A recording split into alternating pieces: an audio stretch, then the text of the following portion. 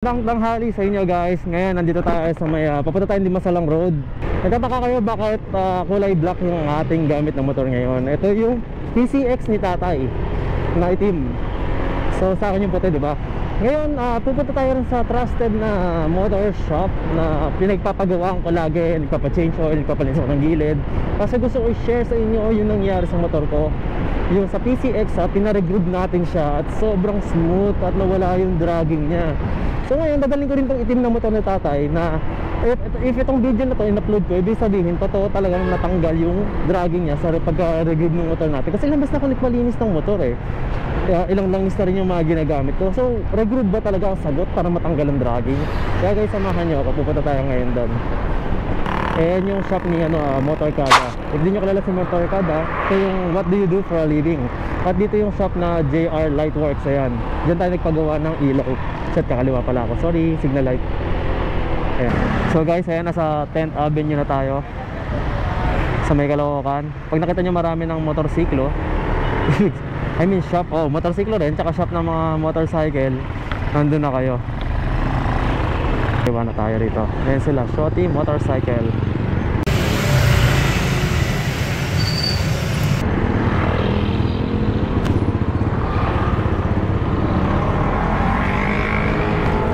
Dami sa loob.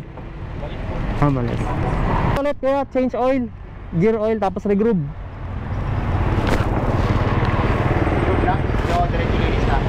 Linis na rin.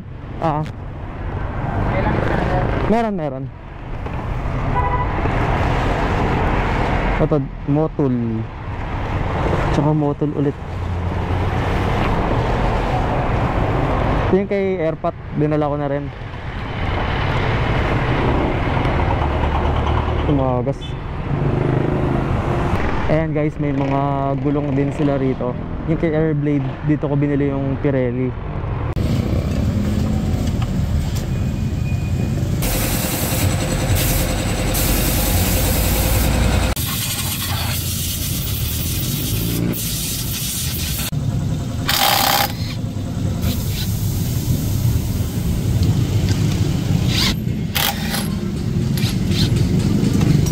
So guys, ito na yung niregroove nating bell. Ayan yung difference niya. Nagkaroon siya ng mark na ganyan. Ito yung umiikot sa bell, no? Kaya mas kumakapit siya pag pinaregroove mo. Hindi lang siya dudulas. Ayan, dumudulas lang yan. Kaya nanginginig tayo. Kaya nagba-vibrate, no? Ma-vibrate. Ngayong naka-regroove na siya, kakapit na siya. Ayan, nililihan ni kuya. Isa sa nagustuhan ko sa shop na to, talagang inalagaan din nila sa langis. Kasi ibang shop is bara-bara na lang, salpak na lang pagkatapos baklasin. Dito talaga nilalangisan nila. Ito yung itsura ng 2,000 km na langis pag ginamit nyo yung motul. Ginamit pa namin sa Albay yan, mapula-pula pa. Ako kay angkas 3,000 km ang bawat change oil ko, kaya sulit na sulit. Ito, magbabayad tayo kay Daryl.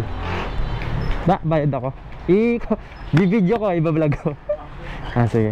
Ako change oil, gear oil, tapos palinis ng gilid. Tapos nagpa-regroove. Ano pa ba? Yun lang. Magkano?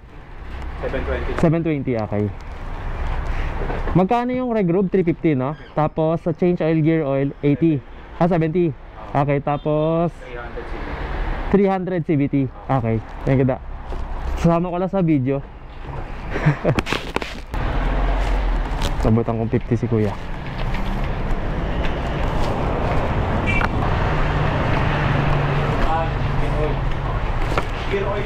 Thank you.